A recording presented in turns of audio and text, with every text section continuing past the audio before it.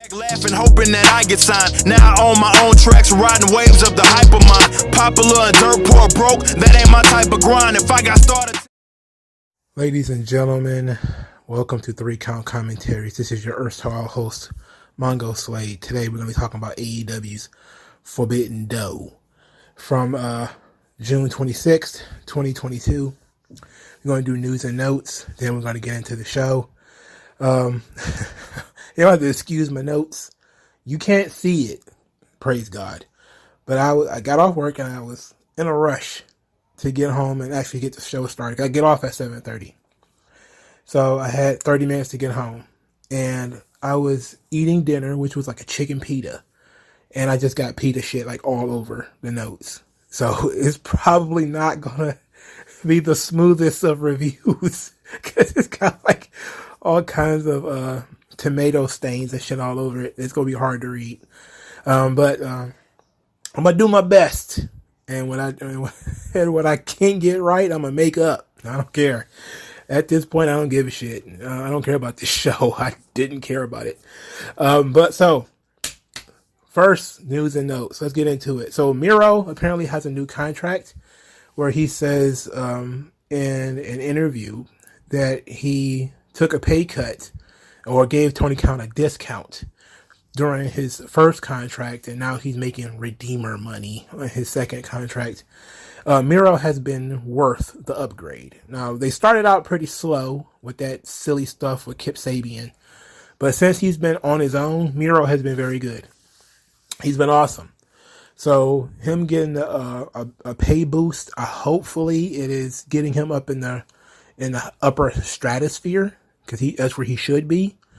Knowing that he got a huge raise, and then they did what they did tonight in terms of not giving him the All Atlantic belt, a little weird. Gotta say, a little weird, but the money matters more than the useless straps, right? All right, second thing. Tony Khan was pressed about Jeff Hardy and asked if AEW had a wellness plan, to which he said they did. And then nobody asked for any specifics about this plan. Like, hey, what are you testing for? What's going on? Nobody asked anything. No questions about how often you're testing. Are there certain people you're testing and other people you aren't? What's the fines like? What are the suspensions? What's going on? Nothing. No questions whatsoever, because there was no detail. And most people just kind of figure Tony Khan's plan is just, as long as I don't see you stumbling and falling all over the place, you're clean. To which, I just gotta shrug, like, as long as your heart ain't burst, you're clean, you're in good health. I mean, you have to be, I don't know, like, I'm of two minds on wellness policies. Number one, I really don't like them. Testing people for drugs and alcohol and stuff like that, it seems a bit, paternal to me. WWE is a little bit different because, they schedule people so far in advance that, guys show up drunk or high or whatever. It's just plain irresponsible. You know where you're supposed to be. Now, AEW kind of does that too. At the same time, though, it's only once a week. So you might want to get your snort on Thursday, and you ain't got to go back to work until Wednesday. So, I mean, you want to go party, have a drink or two, or whatever the case may be, and then you show up Wednesday and you're like, nothing's happened. Like, it's different from WWE. But at the same time, though, I would have liked for some specifics, and I would have liked for these journalists to ask for specifics, specifics of the wellness policy. I'm pretty sure he's going to have it drawn up, but we'll see. We'll see if that actually occurs or not. All right, we're not going to, that's it for news and notes, right? Let me look at my notes. I think that's it for my notes. All right. Sorry. So the buy-in, didn't see any of it. Sorry. We're going to go straight into the show. Jericho, Sammy Guevara, and Minoru Suzuki defeat Shota Umino, Eddie Kingston, and Wheeler Yuta. This match they tried to add some storyline elements to this match by saying that the winners would get the man advantage at Forbidden Door. Not like it would have mattered much anyway. This show was utterly predictable. Chris Jericho pins Shooter Umino, or Shota Umino. I think they're calling him Shooter. He looks like all of them look like J-pop singers now. Shota Umino actually looks pretty cool when he had like the jet black hair. Now it's stuff like strawberry blonde or something like that. Like, what the hell is wrong with him? What's up with this kid?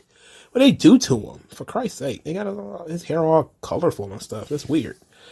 I mean, what is there to talk about, really? You know, Umino was in this match to take a pin. Exactly what I said, right? He was just in this match to take an L. He had no business being in this match. Why not put Ortiz or somebody in it? Because you had to put somebody from Japan in it, you know? But they tried to tell the story between Jericho and Shota Umino because it was a story from Japan where Jericho bullied Umino's dad, who was Red Shoes, the referee. And he actually bullied Umino too. And this is kind of a really tight inside baseball thing. It's perfect for this audience because the audience who cares about Forbidden Door and went to this show and, you know, all this, they know this. All right. So you have to consider that when you're discussing this subject. And it's kind of going to go into all these, you know, ordinary looking people who got huge pops and all that kind of stuff. You have to understand these people know that. You know, they know who this guy is. They know what this stuff is. This is a more knowledgeable audience, even more knowledgeable than a Dynamite audience, if we're being honest. So, Jericho, so the ridiculousness of this match was, I think Umino got hit in the back with a pipe or something like that. And that didn't lead to the finish at all. In fact, I think Umino got fired up after that. Maybe shortly after that. And then Jericho elbowed him in the head and pinned him. I was like, oh, praise Jesus. At least it wasn't long, I guess. Jesus Christ. Well, that was short and sweet, I'm guessing. It's just good for this audience. All right, second match. Roppongi Vice, United Empire FTR for the Ring of Honor and IWGP Tag Team Championships. Another predictable match where FTR wins with the big rig on Rocky Romero. Roppongi Vice was just in the match to take the loss. Are you surprised? I'm not. They did the spot where Dax Harwood was injured, quote unquote, and taken to the back, only for him to return later. But everybody knew he was coming back. Everybody knew he was coming back. And they was even on Twitter like, oh, the pop is going to be tremendous when he comes back. I'm like, and it wasn't really. It was okay, but it wasn't a great pop when he came back. And I was like, I knew he was coming back. So it's like, it's hard to build drama in predictable things. You know, that's why you have to kind of work really hard to build drama. This wasn't dramatic to me at all. None of this stuff was dramatic to me at all, really. And that's a big problem because wrestling is a drama. You know, there's clips of, you know, Raven, you know, wrestling is a drama. It's a drama. It's an action. It's a comedy, but it's also a drama. It's a drama.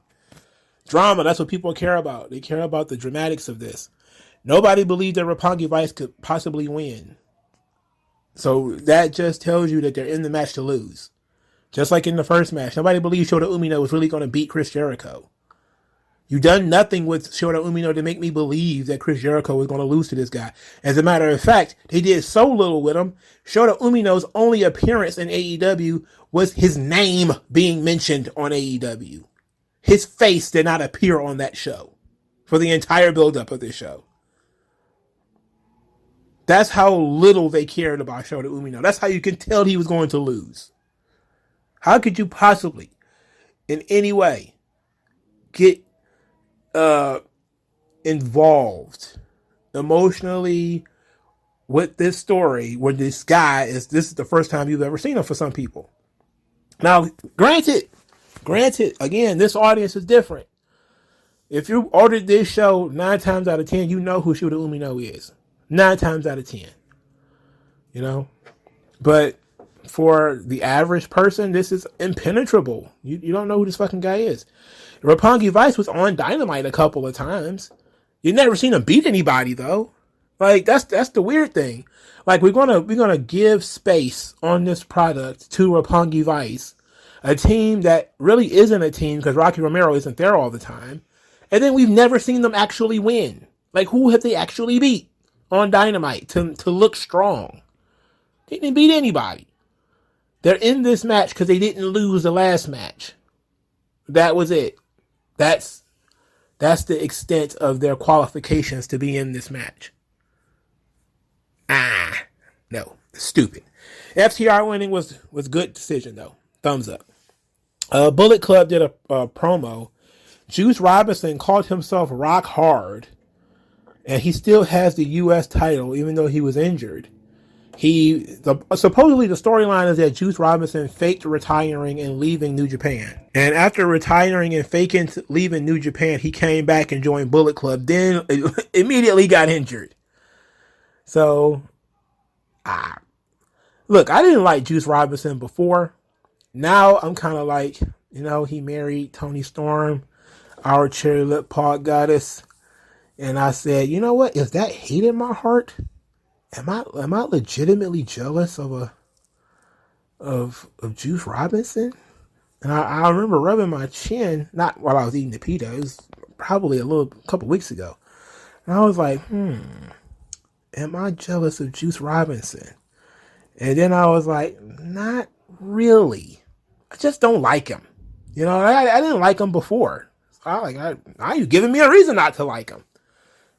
But I'm not a simp anyway. So I was just kind of like, hey, rock hard it is, I guess. You better be. With that monster hanging around there. Anyway, Jay White, he was there. He cut a pretty flaccid promo about beating everybody. Him being the catalyst of pro wrestling and all that stuff. I don't know, man. Whatever. All right, so we get to the All Atlantic Championship and the first legitimate surprise of the night. Malachi Black versus Miro versus Clark Connors versus Pac. All right, so I know a little bit about New Japan. Clark Connors, this is only like the second time I've ever seen this guy. He looks like an adult version of Jungle Boy. Looks great. It's in good shape. I saw so many people like, don't you guys discount Clark Connors. He has so much talent.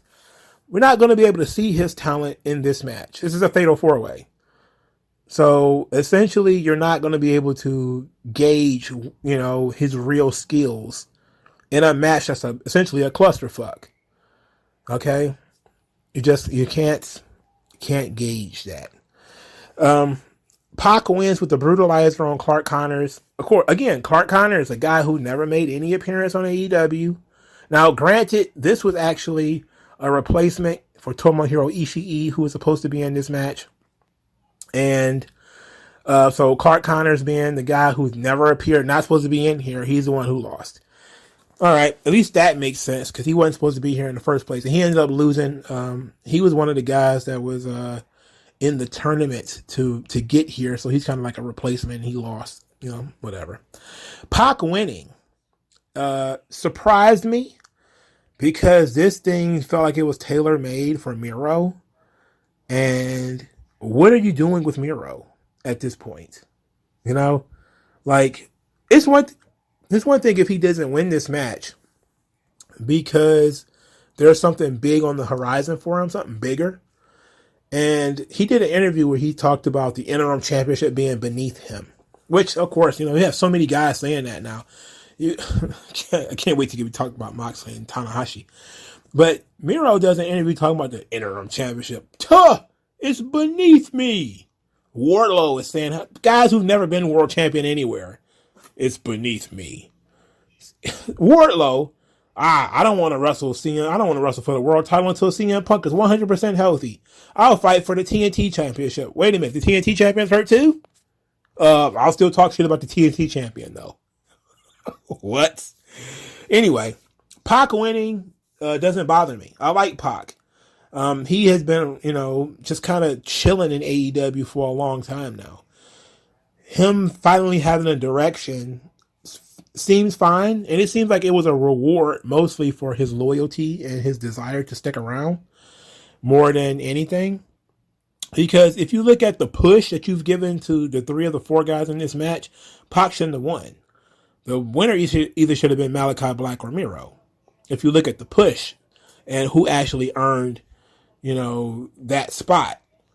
Giving it to Pac, who seems to come out of nowhere. Like, Pac isn't even a regular singles competitor. Like, he hasn't had that many singles matches. Not in recent. He's barely in the country. There was most of 2021. He was in England. So, to me, I guess that's why they gave it to him, because he's, the guy that's on the Atlantic. He's British. But I don't have any problems with Pac, man. Pac is a really good wrestler. He looks great. Very professional. Can't say nothing bad about him except for they don't give him an opportunity. I even like his promos. And, well, I don't understand the character. Like, what is the bastard? Like, what does that mean? I've stopped doing that whole, explain yourself stuff, because it seemed like I was becoming a broken record. But I think I've not said it long enough that I can say it again. Like, what does that mean? The bastard. What does that mean? What does that entail? That's just a nickname. That's not a character. Nicknames are not characters. All right? What is being a bastard? What does that really mean? And it's been 3 years and he cannot define what the hell being the bastard means. But I like Pac, generally speaking. I liked him when he was Neville. King of the Cruiserweights Neville, not babyface with a cape Neville. I wasn't a fan of that. I didn't really care too much for him when he was in NXT or stuff like that. I just thought he was, nice little flippy guy. That was it. Adding some edge to his character, some grunge, and some real ogreish, I should say, qualities to his voice. It was very gruff and hard. Genga, the Cruiserweights. I was like, okay, all right. I like his. It was good. Unfortunately, they didn't let him do anything in AEW. He's just been hanging around with Penta and Phoenix. And it's like Death Triangle is a thing that exists. And it doesn't seem to have any beginning or end. It has a lot of middle, though. And we're in the middle of it. And maybe this is the reason he gave the belt to Pac, is so that feud can have the title. But considering Malachi Black was in this match, I don't know. Maybe they're going to build up to another singles match later. I don't know. Maybe. But I'm not against Pac winning. All right. Bullet Club, which is Young Bucks and El Phantasmo, versus the Dudes with Attitudes, which is Sting, Darby Allin, and Shingo Takagi. All right. So this match was an 8-man tag until Hiromu Takahashi got a fever. And I was just like, you know what? I don't think Hiromu got sick. I don't think Hiromu Takahashi could get sick. The guy's always fucking hurt. That's really what it is. He's always goddamn injured. I think Hiromu has gotten injured pretty much every year that I've been watching Japan. Ever since he's really got over, I think he spent like a significant amount of time injured each time, But they say he couldn't travel to the U.S. because he had a fever. They're not sure if he has COVID or not. But I was just looking at this like, this show is just so snake bit that one of the few fucking New Japan guys I actually wanted to see is not going to make it on the show. Even though this match was stupid and didn't make any sense anyway, I was interested in seeing Hiromu Takahashi and Shingo Takagi on this show. I like Shingo. I like Hiromu. I don't fucking like El Phantasmo. I think people have the wrong idea. They think that charisma is doing silly shit. El Phantasmo just does silly stuff. Like all the crazy gesticulating and gyrating that he does just to do a back scratch that the Young Bucks mimicked in this match too. It's like, that's not charismatic. That's goofy. It's goofy behavior. Like wrestling is not supposed to be goofy. But sometimes it is. I'm not going to hold you up and say that, other people don't do goofy shit. But there's things that, people want to mock and think that they're cool that are kind of goofy, like The Rock and his eyebrow, or the People's Elbow is kind of goofy. But it's performed in a serious way where people kind of mock it and want to do it themselves. I don't see anybody deciding they're going to do a back scratcher like El Phantasmo because that's so funny. You look like a fucking moron. And I said, and it ain't because he's on AEW. Check the archives when he was on Impact. I was saying the same shit. He got to stop doing that. It's just be a straight up wrestler, man. I know you got to do weird things to stand out, but fuck, come on. And the Young Bucks, anything that involves them is the shits. And I really don't. Not a big fan of the Young Bucks. Never have been, never will be. Sting jumped off the tunnels, which is insane. Sting is 60. As last I checked, he was 63. And it's wild that he's jumping off stuff, high stuff, at this age. But you know what? The crowd really got into it. That got the crowd into this match. You know, and Shingo Takagi got the pinfall by pinning El Phantasmo with the Last of the Dragon, which I think is, you know, great. I think it's a complicated finish. It doesn't make much sense as a finish, but I like Shingo. The match was fine. There was no real story going into it. I'm guessing, just guessing, that the Young Bucks are going to be feuding with Sting and Darby coming out of this thing. Which could possibly be fine, I guess. You know, I just don't see what the point of this match was. You know, like, I know that the plan was for other people to be in this match. But, you know, I think Red Dragon was supposed to be in this match. And that's fine. But maybe we should have changed the match, you know? But I don't know. This match was just snake bit. I didn't care about it. I'm not a fan of anybody. I'm a fan of the baby faces, I should say. I don't mind Darby. I love Sting from the past. Shingo was fun. I like watching Shingo in New Japan. I hate that he's doing the silly King of Pro Wrestling stuff right now. It's embarrassing. But the Young Bucks and El Phantasmo, they can fuck off. You know, they're like a nerd's version of wrestlers. They suck. Of course, there was awful refereeing in this match too, but then again, you knew that it's a Young Bucks match. Match 5. Toni Storm loses to Thunder Rosa. Clean. Thunder Rosa wins with what they call it, the Final Reckoning, which is Dustin Rhodes' finish. The kind of spinning corkscrew suplex. Interesting that they didn't put the belt on Toni Storm here. The crowd, I don't think they cared. You know, I don't think the fans cared at all about this match. Especially didn't care about the finish. It seems like Toni left WWE doing jobs for Charlotte, came into AEW doing jobs for Thunder Rosa and Britt Baker. I mean, I don't know. You know, it's a weird thing. But it's perfectly within AEW's booking strategy that you would skyrocket somebody to the top spot just for them to lose. I don't know. I don't know what the point of this was. So now who is Thunder Rosa's main competitor going to be? You know, you would think that they would put all the effort onto Toni Storm because they're going to switch the title. And yes, that would have meant that Thunder Rosa wouldn't have got a long run, but not everybody needs to have a long run.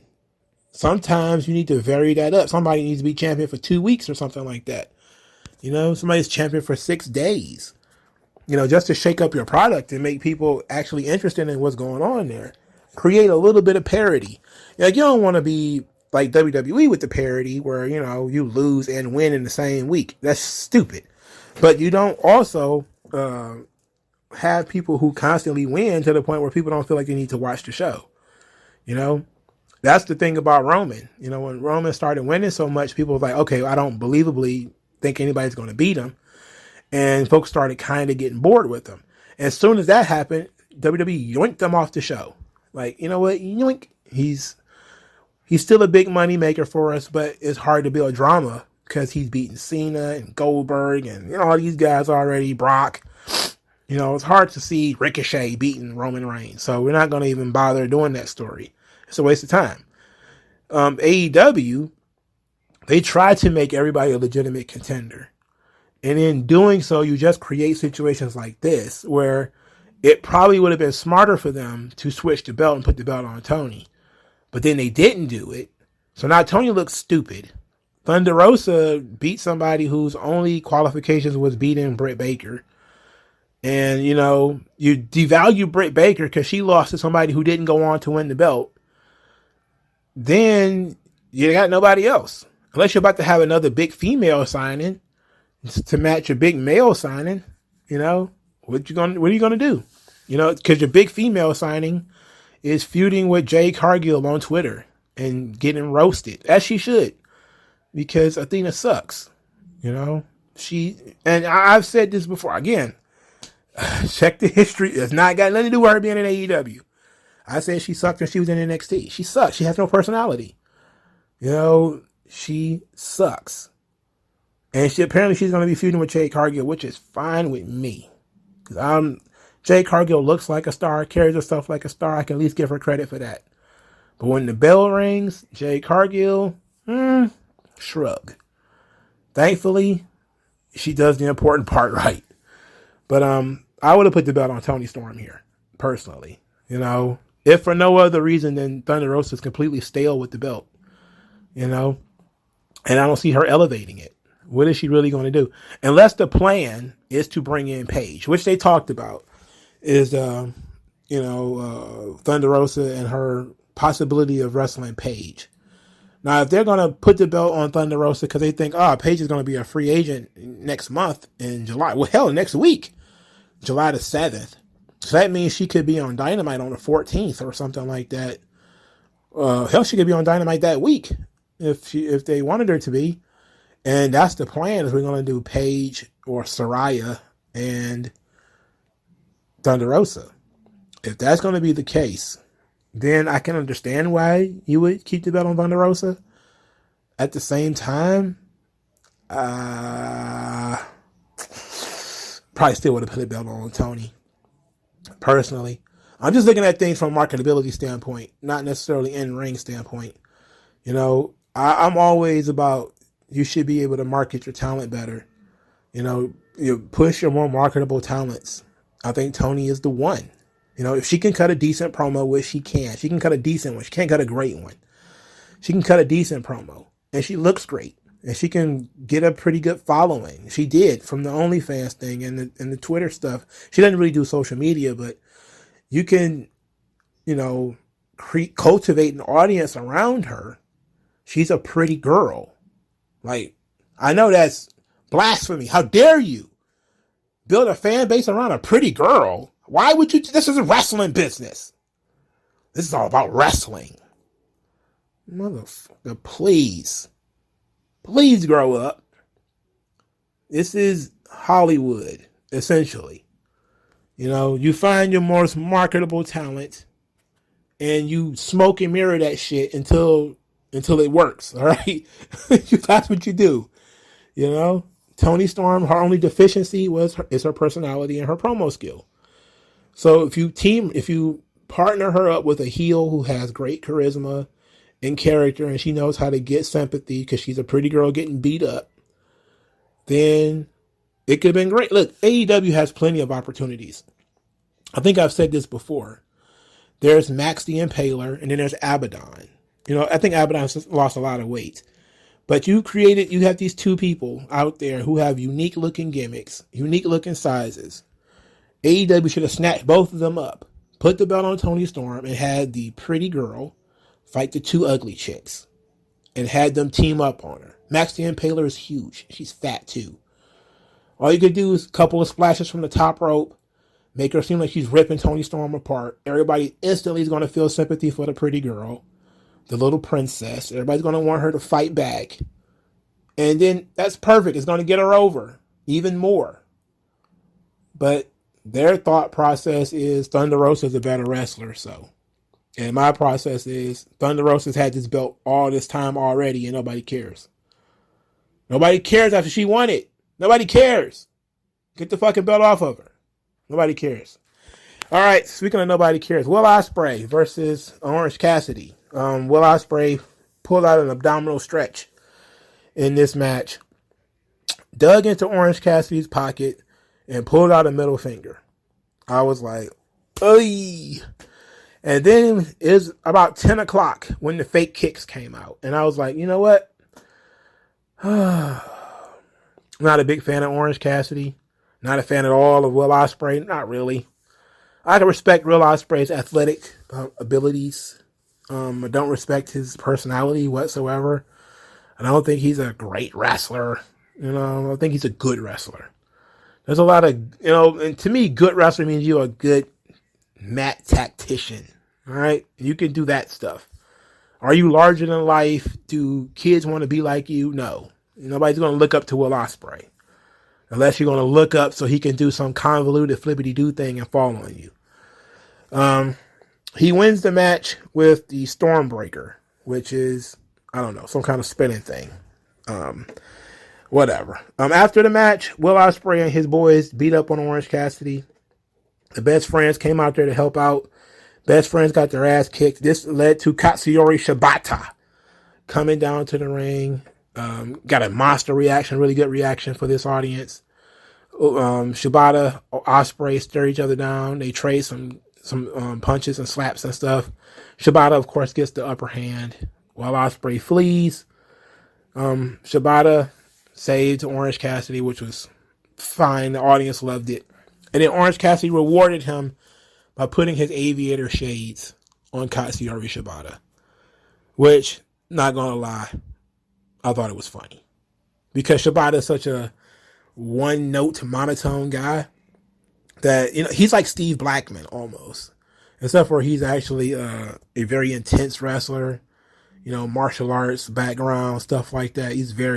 This is completely out of character for him to be walking around with these Orange Cassidy glasses on. And that actually what made it funny. I wouldn't want to see them do that every week or anything like that, but it was funny for this particular moment, because this is Shibata out of his element, dealing with comedy guys. So this is good. I didn't mind this. I like Shibata. I don't like him as the top guy of New Japan or anything like that, because again, he's not much of a promo. He's more of a warrior monk. He reminds me a lot of like a Ryu from Street Fighter, like he's just fighting to find the best fight. Like that's his entire character arc is I want to fight the best guys. And if I break my neck doing it, so be it. It's like, well, that's like 90% of Japan. Before we get into the next thing, the media scrum just occurred. And Tony Khan says that AEW did 100,000 international buys for this show. And of course, nobody questioned it. Nobody, going to double check. But here's the thing. I want to discuss this before we finish the rest of the show and I lose my train of thought. The show was cheaper in England. It was 15 pounds or something like that, 19 pounds. It was $50 in the United States. So I don't know what that rounds out to in terms of, I'm pretty sure somebody in England or somebody in Europe can actually do the math for me. But this is the second time that he's suggested that the show was a success before the show even occurred. Like he said, both AEW and New Japan have had 6-figure revenue streams already before the show. This was like during the pre-show scrum or something to that effect. And I was like, where the fuck that money come from? Like, so I'm just kind of sitting here like, I know they sold quite a few tickets, but I also know that scalpers took a wash on this show too. There was tickets going for $2 or $3. Now that's the scalpers' fault. They shouldn't have bought so many fucking tickets. Like that's AEW's money in the pocket. I mean, it is what it is. Even if they don't sell the ticket, AEW already got the cash. Eventually they're going to stop doing that. Eventually they're going to stop, but I ain't stopped yet. So I am wondering if he's exaggerating. All right, let's get into the rest of the show. Okay. So this is what I want to talk about. Zack Saber Jr. Comes out and his arms, heavens to Betsy. Did you see his arms? Like, I don't know, man. I do not like Zack Saber Jr. I do not like him. This show is full of people I do not like. I do not like Zack Saber Jr. I do, however, like his opponent, Claudio Castagnoli, which everybody kind of figured it was. The internet is, like a kid at Christmas. They always want to look in the box. Let's look in the box. What's in the box? You walk around the house. I used to do that a lot when I was a kid.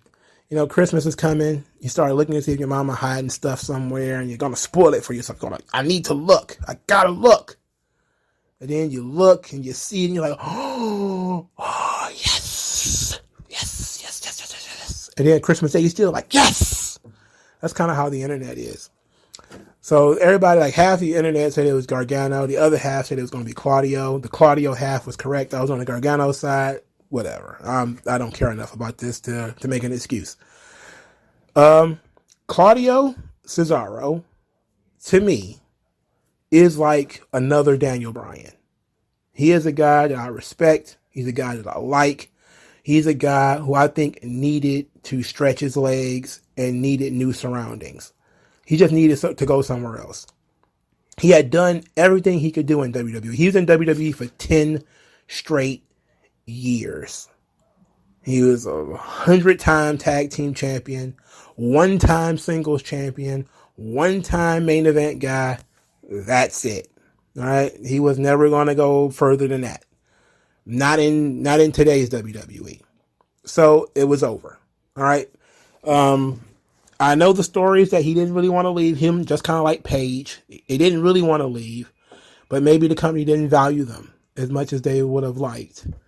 But when you're on the roster for that long and there's no growth whatsoever, and eventually the company is they got to move on. You know, it's the same thing with Hardcore Holly and a lot of those guys. It's like, I really respect the mid-card acts. I'm not one of those guys who diss mid-carders. I know how important they are to the roster. I used to say that, you know, they're the offensive linemen. I think I said that if I didn't say it, let me say it now for people who might be new. In the NFL, there are offensive linemen, right? There's, you know, the big fat guys who protect the quarterbacks and the running backs and the tight ends and everything. Those guys, that is the unsexiest position in all of football. To be an offensive tackle. Nobody cares who you are at that point. Not even that. It's not that nobody knows who you are. It's that nobody cares. The only time anybody pays any attention to you is when you fuck up.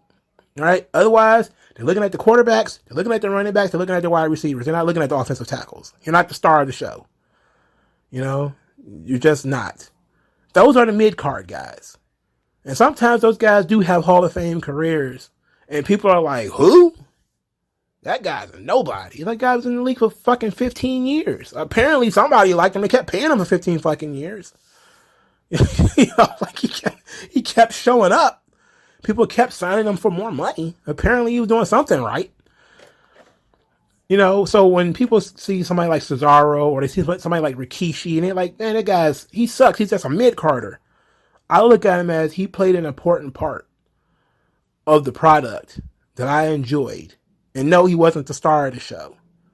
But he was an important part of the show, and I enjoyed his part of the show. I enjoyed some of Rikishi, not all of it. Because I was there when he was Fatu of the Hit Shrinkers. I wasn't a fan of that. I was there when he was Fatu, we're going to make a change. I'm not wasn't a fan of that either. You know, so it took a while for him to get over with me. All right. Cesaro, it took him a while to get over with me. You know, when he came in from, I don't think he came straight from Ring of Honor. I don't know where he came from, actually. He was in Ring of Honor, but I don't think he came straight from there when he came to WWE.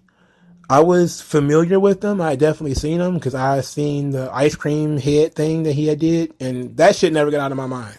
I never forget the ice cream head thing. If you don't know what that is, look up Claudio Castagnoli, Miss Ice Cream. And he wrestled in Chicago with an ice cream cone on his head. It was stupid. It was stupid. And I was like, whenever he did something silly in WWE, I just kept reminding people, like, look, he wrestled with an ice cream cone on his head on the Independence. You know, the guy doesn't take himself that seriously. But he had a hell of a run in WWE. And it's okay for these guys to go somewhere else and make money. Now, absolutely, AEW is becoming the Ring of Honor retirement center, where if you wrestled in Ring of Honor 20 years ago, you're guaranteed a job in AEW. You know, like you're guaranteed. It's like, what next? Delirious is going to show up on fucking Dynamite. I wouldn't be surprised. You know, almost none of the new Ring of Honor guys got a shot. I think Khan, because he got put in the thing with Blanchard. You know, he got put in that thing. But other than that, most of the newer Ring of Honor guys didn't get a shot. They're getting fucked over. It's almost all vintage Ring of Honor guys. Joe, Danielson, Punk, Claudio. What next? They're going to call fucking Chris Hero. You know, Brody Lee. All those fucking guys. Those guys are treated like fucking royalty in AEW. So yeah, if you worked in Ring of Honor, you almost guaranteed a job in WWE. And Claudio I think from the scrum, I saw bits and pieces of the scrum. I think he said that they wanted to bring him in for that silly new Death Before Dishonor they're going to do. They're doing another pay-per-view. It's going to be a Ring of Honor pay-per-view. And so, I mean, it is what it is, man. I'm not mad at it, but you have to realize that a lot of these people that are signing, 40. I'm talking 40. Claudio is over the age of 40, I'm sure. A lot of these guys are. And they're getting fresh runs in AEW, which is good for them.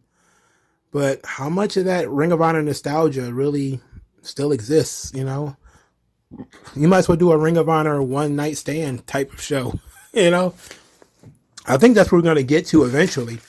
We're going to do a Ring of Honor one night stand. I guess I got to talk about this match, don't I? I don't want to talk about fucking Zack Saber Jr., man. This is my show. Fuck that guy. I don't want to talk about him. But I'm going to do it anyway because, this is partly your show too. You listen to it, especially if you listen this far into it. It's partly your show.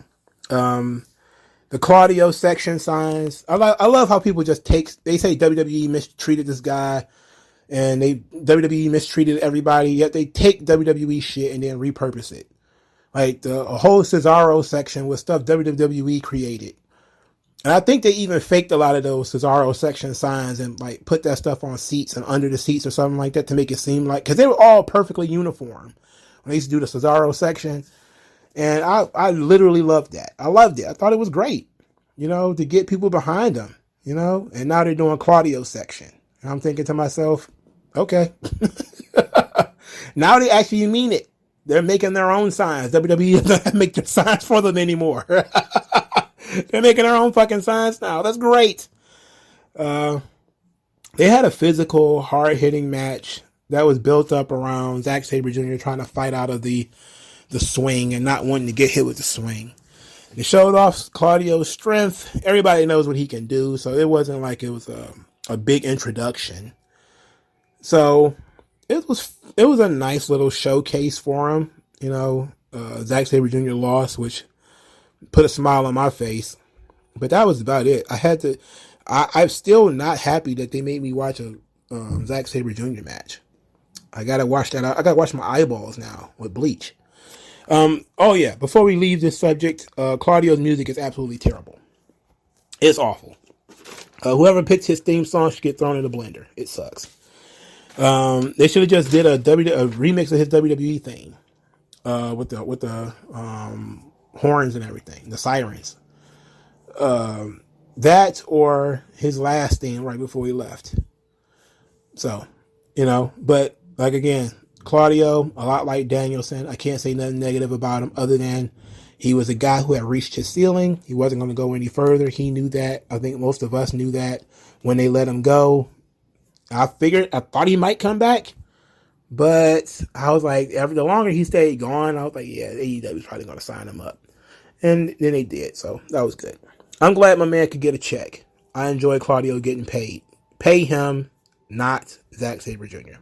All right, 8th match on this show. Jay Whitehall versus Kazuchika Okada, Adam Page, and Adam Cole. This was a mess. All right, Jay White wins with the pin on Cole. I don't think anybody touched Cole, but he got pinned anyway. Absolutely flat shit finish. This match, of course, was hurt by it being the second Fatal 4-Way match on the show. We already seen a Fatal 4-Way match on this show. This was the second one. And look, Okada super over. I've been watching for the last couple of days. I was going to make a video about this. I decided not to. I'm just going to incorporate that into this. There have been so many people that have been overrating Okada. They've been doing this shit for a long time, man. I think I did a video talking about how overrated Okada is, but the audio is probably trash at this point. Not that this is much better, but it's better than what it was. In any event, these guys who think that Okada is like the greatest wrestler of all time or the greatest wrestler in the modern day, they don't understand You still supposed to build people up. Okada did not have any build for this match. None. He showed up at the end of an episode of Dynamite. Well, in the middle of an episode of Dynamite, not even at the end. You know? And if you are a person who was kind of, I like AEW, but you're kind of on the fence, like you want AEW to sell you on New Japan. Like that's the goal here. Is for AEW to use their platform to sell you New Japan. We should have had Okada night 1 with a video package. And then he should have wrestled on the show the next week and won. And then, Jay White also wrestles on the show and wins. And then we show, hey, you want to see these two guys collide? They're going to collide at Dominion or whatever show that was. Just to help boost that show. And then you see Jay White beat him. And now you want to see, Okada come back and get the belt back or whatever. But put some effort into this. They are of the belief that somehow Okada passes the airplane test. That, if you saw him in the airport, you know who he was. It's like, no, you fucking wouldn't. You're probably one of the biggest fans in the world, and you probably wouldn't recognize the fucking guy if you walked past him in an airport. That's just kind of how it is. That's not my fault. I'm not the one saying Okada's one of the greatest wrestlers of all time. So, I don't know, man. I don't believe it. Okada doesn't need any build. Like, what? Who the fuck you think he is? The Rock? Anybody short of like The Rock or John Cena, you're supposed to spend some time getting people acclimated to them. All this, it's going to be a surprise. It's got to be a surprise. That's Mark horseshit. All right? It's Mark horseshit. You put video packages together. That's why people do that shit. Because we want to be able to see. People don't have time to do homework. You're supposed to do your own research. There's so much information out there. Like, look, you're asking wrestling fans to do fucking homework for a wrestling match. You're a moron. All right? Anybody who tells you need to do your own research, you need to look it up. Like, you're a moron. No, we're not asking people to do homework for wrestling matches. Oh, you don't really want to know who this wrestler is? You need to, like, no. No. We're not doing that. Like, I barely did homework when I was in fucking college. I'm not doing homework for a wrestling show. All right? Now I got to sit back and have to go comb through 13 years of Okada's history to know if he's a good wrestler or not. When you can tell me in 2 fucking minutes with a video package and a voiceover. Do the fucking work. Oh my God, you have to cut 3 minutes from some match that's already 6 minutes too long?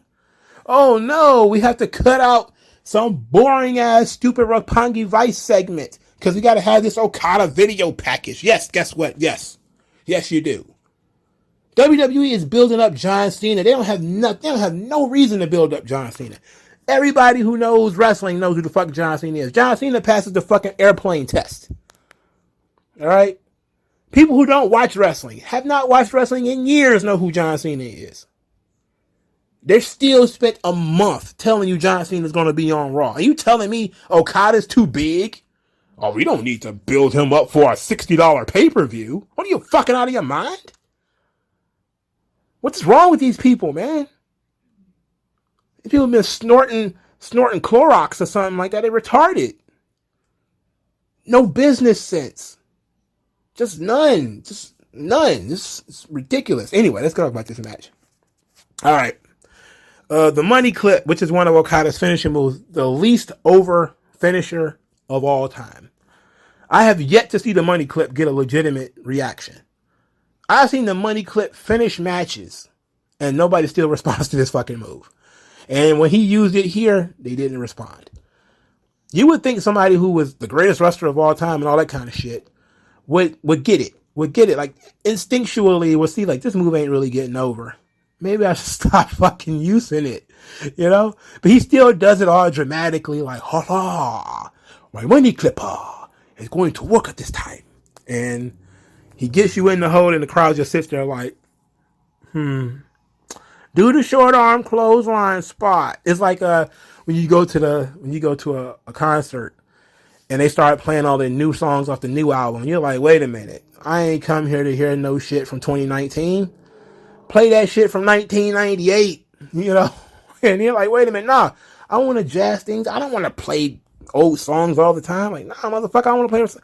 I paid ticket to hear some shit from 1998 live. So play that shit.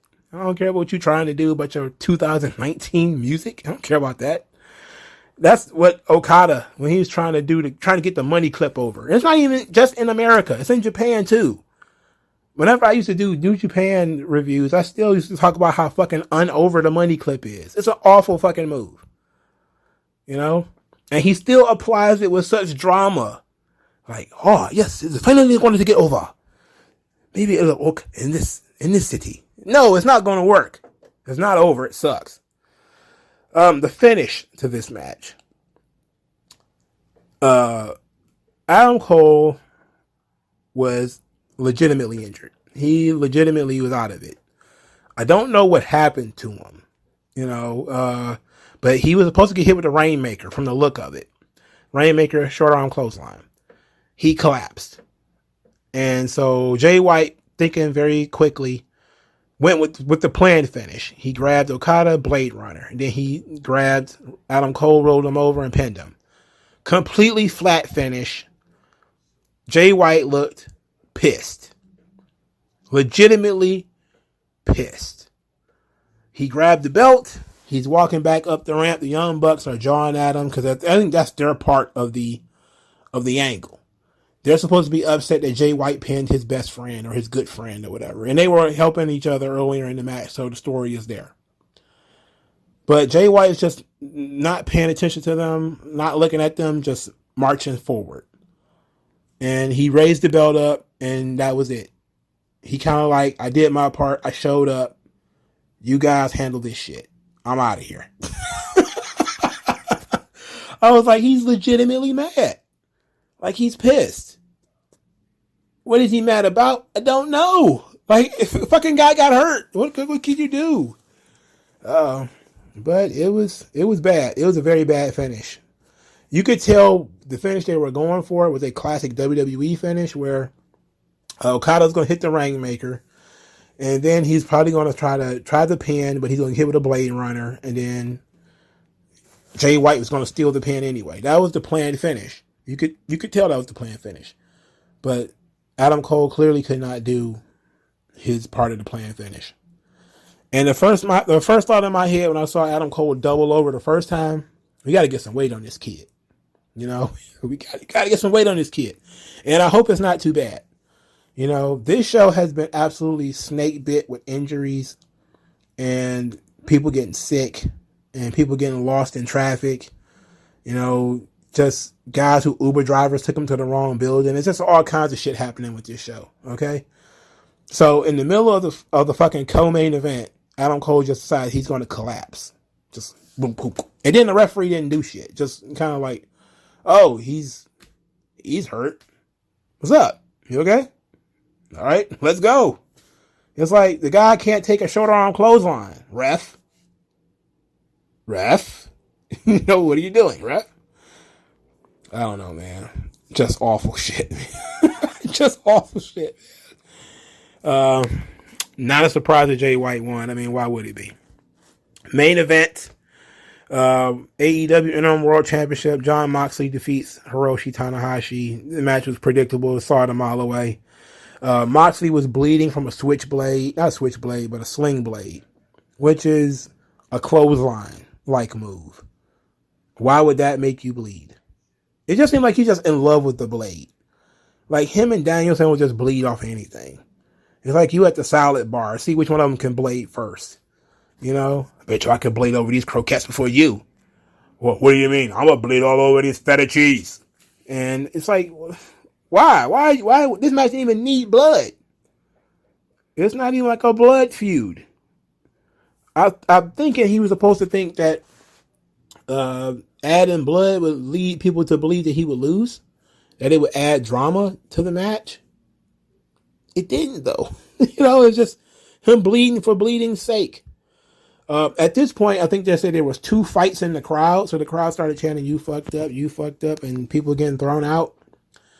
And I'm thinking that the fights in the crowd might have been more interesting than fights in the fucking ring, especially during the early matches on this show. Especially that fucking 6-man tag. I would rather watch 2 scrubs fight in the crowd than watch the fucking Young Bucks and El Phantasmo do their best, I don't know, Money Mike segment in the middle of the fucking ring. I don't want to see that shit. You know? Let me watch the drunk dudes throw hands for like a couple of seconds. You know? But then again, it might expose the business. Somebody might fuck around and throw a real punch. It looks better than fucking Matt Jackson's punch. Anyway, Tanahashi hit the high fly flow. I felt his knees bang against that mat. I was like, oh, poor Ace. I'm like, oh, buddy. It was a 2 count. The 2 count was then countered into a bulldog choke. I thought that was a good actual wrestling thing. I actually loved that. Later, Moxley ended up put Tanahashi in a sleeper. He held it for a long time. Long time, probably a little too long. And then hit him with a Death Rider, which is actually another name for the paradigm shift. And he pinned him 1, 2, 3. Solid enough match. Not 2012 Tanahashi, but it was never going to be. So I enjoyed the main event at least. I thought the main event was very good. I think the All Atlantic Championship match was okay. The IWGP title match, it ended very oddly. You know, it was a very odd match. But I didn't care about most of this show for obvious reasons. It doesn't appeal to the thing that I care most about, which is storylines and characters. There is virtually no characters and no storylines on this show. It was just, if you like wrestling matches and match after match after match, this is probably your jam, you know, which is fine. You know, that's your thing, you know, peanut butter that bread any way you like. But for me, I was always on some, you know, where do we go from here? And to be quite honest, with the exception of the All Atlantic belt, I really don't care where we go from here. I don't give a shit about Moxley. Is one of my favorite guys in AEW. He legitimately is. I'm legitimately a fan. But the dream match is between him and Punk. All right, so guess what? We know that Moxley's going to hold the belt until Punk comes back. We know that. And that's probably one of the biggest matches that AEW can do. So they can't fuck that one up by Moxley getting hurt or getting sent to rehab or something stupid like that. The women's title is dead in the water as long as Thunder Rosa has it. So you can forget about it. The TNT belt, fucking Scorpio Sky's got it. Who cares? Cardio is going to be in the that blood and guts match. I'm not really a big fan of the blood and guts match. You know, it just is what it is. But you know, it's an okay show. To me, it felt like a lot like an extended episode of New Japan Strong. If you've ever watched New Japan Strong, with a bigger budget and a bigger crowd, but it kind of felt like New Japan Strong to me. You had a bunch of New Japan guys nobody knew in there with indie guys. You know, some name talent like Sting was in there. But this show had the potential to be so much better. And it's not just, well, injuries ruined the show. It wasn't just that. It wasn't just somebody got sick and that ruined the show.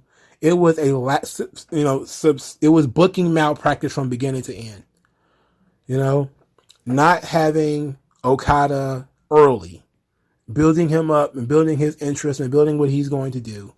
Not giving people who want to see Okada, giving them the full Okada treatment. You know, him getting a singles match where he gets to go out there and do his thing. He got stuffed into a fatal 4-way match. It's like having a great singer and putting him behind or in a group with a bunch of other singers. It's like, sure, you can play backup. If you can sing backup. You can sing and harmonize with everybody else. But you telling me Okada's the greatest wrestler of all time? If for some people who's just now seeing him, you don't put him in a fucking fatal 4-way match. You just don't do that. And you definitely don't put him in a fatal 4-way match and it's not the only one on the show. Come on. You just did a fucking fatal 4-way match. Why did the women get a singles match and the men didn't? It's just stupid, you know? FTR winning was probably the highlight of the show for me. I like that. I like Pac. So I walked in kind of the same as I walked out. Nobody won me over. I was not. They didn't. On a scale of 1 to 10, it was probably like a 6.5. I was bored in certain spots because I was bored by the matches I thought I was going to be bored with. The first match was boring to me. The second match was okay. Wait a minute, let me look at my notes. Get all these crumbs and shit out of the way because I think I might be out of line here. Yeah, the first match was boring. Second match was actually it was kind of boring too. I was big for FTR though. Fatal 4-way match. It was okay. Pac winning. The Bullet Club match, I basically went and washed dishes and washed clothes and stuff. I didn't care about that. Tony Storm and Thunder Rosa didn't really care about that. Or Will Ospreay, Orange Cassidy didn't really care about that. Claudio's debut. I love Claudio. I was a big fan of him. Don't care about Saber Jr. The IWGP title match. I wouldn't say I didn't care about it, but they didn't make me excited for it. And the same thing can be said for the main event. Big fan of Tanahashi, but I don't think they utilized him properly. Again, they didn't really show off the New Japan guys and sell their audience on this talent. They just didn't do it, you know. So they need to close and lock the forbidden door. Close it and lock it. Don't go back to it. But they will. It'll be a yearly thing. Tony Khan has already kind of whispered that it's going to be yearly. They're going to do an annual forbidden door. So whatever, you know, it's Tony Khan's money. You know, it's his money. Wait one cotton picking gerrymandering minute. This is a hot tag segment. I was actually done with this video. I had to edit my sign off because I just saw a clip of Tony Khan hugging Claudio Cesaro like a child will hug his dad after he's been gone for 8 hours at work. It was like your ex-girlfriend hasn't seen you in a long time and she hugs you underhandedly. I'm talking hands under, like the under hug. Did you see this? These are grown men. That is a grown man. That is so weird. Nobody thinks this is weird. You can't look at me. No. You cannot tell me that Tony Khan had friends growing up. You can't tell me he got pussy growing up. He hugged another fully grown man. Underhanded hug. Clutched him like a high-low. Just like, and squeezed him into his body. Not a, good luck buddy hug, but an under the ribs, like across the ribs hug. Like a girl in school. Like a high school girl. What in the fuck kind of energy is going on in AEW? What is this? What is this? And why do other grown people think this stuff is cool or funny or cute or whatever? That's alarming to me. That alarms me. What is that? What is going on? Explain yourself, Tony Khan. Claudio looked surprised by how excited he was. Claudio is all elite. He's like, yes. Oh, dreams have come true. I'm like, man, he hugging this man like he saved him from a burning building. What's going on here? I don't know, man. AEW, too weird for me.